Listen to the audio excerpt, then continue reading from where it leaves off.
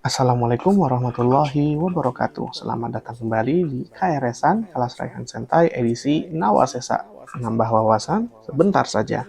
Nah, pada kesempatan kali ini kita akan bahas suatu aturan baru yang saya temukan belakangan ini, yaitu namanya aturan digit pertama. Ya, aturan digit pertama atau dikenal dengan Benford Law. Ya, Benford's Law. Nah, ini seorang fisikawan dari Amerika kalau nggak salah.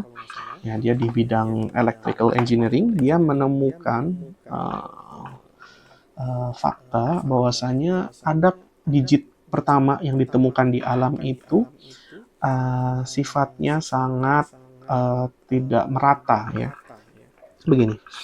Jadi suatu data, suatu angka dari alam gitu ya, yang natural dari alam, yang tidak tidak direkayasa, memiliki kecenderungan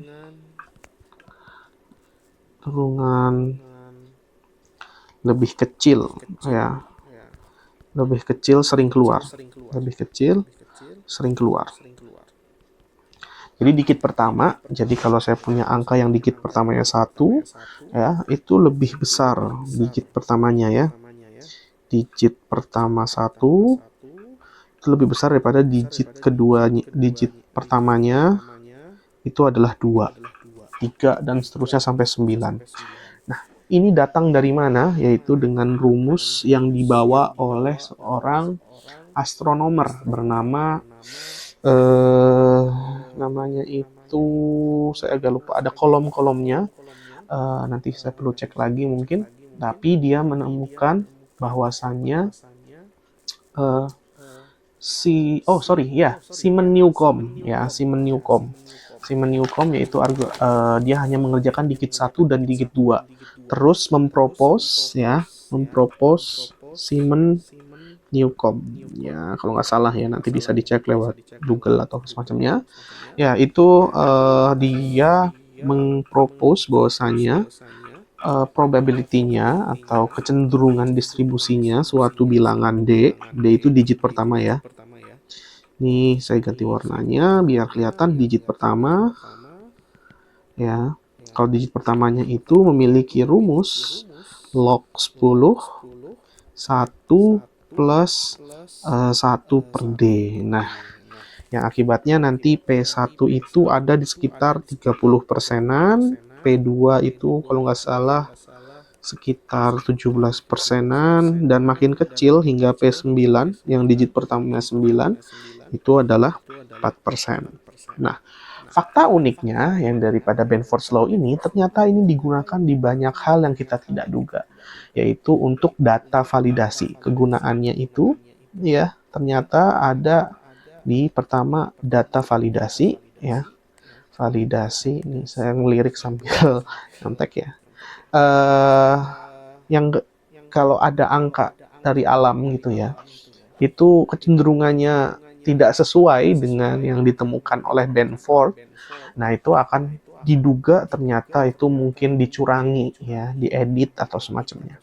Karena tidak secara natural, karena kecenderungan natural dia mengikuti Benford's Law ya. Datangnya dari mana?